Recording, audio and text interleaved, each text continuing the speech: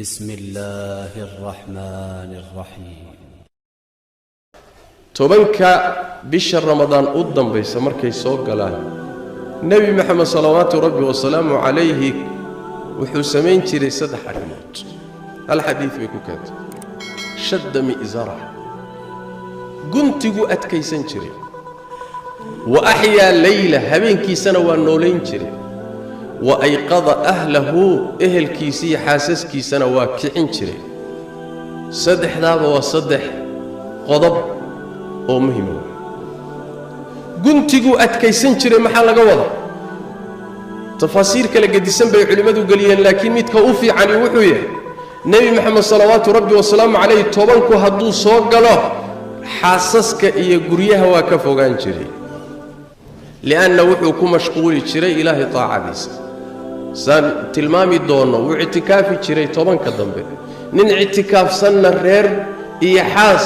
iyo galmo iyo taataabasho iyo shahwo isma yaqaanaan sida ilaahi quraanka kariimka ku sheegay wala tubashiruhunna wa antum aakifuna fil masajid idinkum masaajida itikaafsan dumarka taataabashadooda iyo galmadooda ha sameeynina sidaas daraadeed xaasaska waa ka fogaan jiray laana wax weeye inta hawsha uu qabanayo salawaatu rabbi wa salaamu alayhi xaajadiisa uu gudanayo iyo intuu ka qabaysanayo inta yarta abu diidaya inay ka lunto salawaatu rabbi wa salaamu alayhi saas daraadeed waa ka fogaan jiray xaasaska masaajidu ugu jiray itikaafkooda. taasi waa qodobka hore way. qodobka labaad salawaatu rabbi wa salaamu alayhi wuxuu nooleyn jiray habeenkiisa zamanka noloshiisu waa taacada ilaahay goobaha iyo guryaha noloshoodu waa ilaahay taacadiisa qulubta noloshoodu waa ilaahay dhikrigiisa iyo taacadiisa meel dhikriga ilaahay laga waayay waa mayit waqti laga waayay makaan laga waayay qalbi laga waayay af laga waayay nolol laga waayay waa nolol dhimatay waay. sidaas daraadeed Nabi Maxamed sallallahu rabbi wa salaamu alayhi habeenkiisa waa nooleyn jiray muxuu ku nooleyn jiray ilaahay taacadiisa salaadiisu taagi jiray dhikriga ilaahay buu hayn jiray quraanku akhrin jiray khayraadku ku dadaali jiray salawaatu rabbi wa salaamu alayhi habeenkoo dhan buu soo jeedi jiray waa ra'yi habeenka intiisa badan buu soo jeedi jirayna waa ra'yi culimada qaarkood ay qabaan habeenka qaalibkiisu soo jeedi jiray salawaatu rabbi wa salaamu alayhi oo wax yar hadduu indhaha isgashado waa soo kici jiray salawaatu rabbi wa salaamu alayhi ila habeenka oo ilaahay taacadiisa ku wada nooleeyo. Nabi Maxamed sallallahu rabbi wa salaamu alayhi markuu sidaas sameeynayo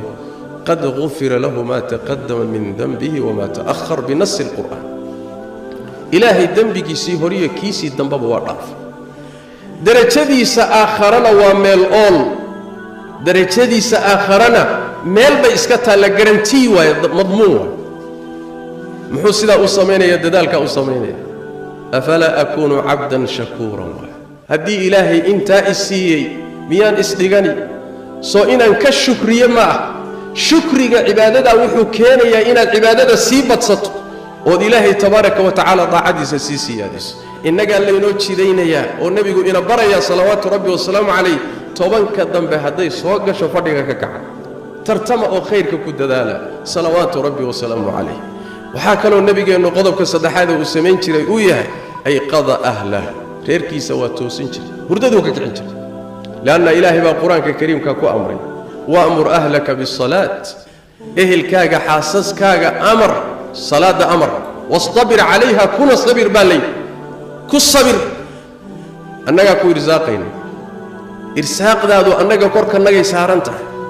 laakiin xilka ku saaran waxa weey ehelkaaga inaad salaada amarto arintaana korkeeda aad ku sabirto wixii rizqa annaga noo daawo annaga bixinayna ilaahay tabaaraka wa tacaala adoomada rizqooda isaga ka faara qaada. Nabi Maxamed baa sida lagu leeyahay salawaatu rabbi wa salaamu alayhi asagoo amarka rabbigii fulinayo ehelkiisa kicin jiray kama fi sahih